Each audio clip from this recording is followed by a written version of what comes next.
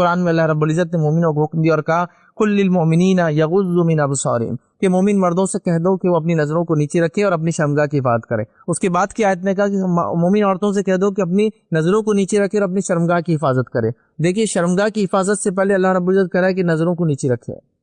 کیونکہ نظریں نیچے نہیں ہوں گی تو شرمگاہ کی حفاظت نہیں ہو سکتی، کیونکہ شرمگاہ جو عمل کرتی ہے وہ ایک دم کنکلوسیو اور اینڈ ہوتا ہے، لیکن شروعات ان چیزوں کی نظروں سے ہوتی ہے،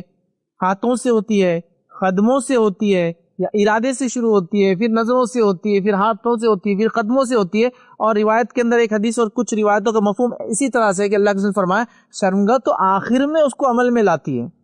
مطلب وہ تو ایک اینڈ کنکلوسیو کام کر دیتی ہے، لیکن شروعات تو اس کی شرمگاہ سے سیدھے نہیں ہوتی ہے، نظروں سے ہوتی ہے۔ تو پہلے کا نظروں کی حفاظت کرے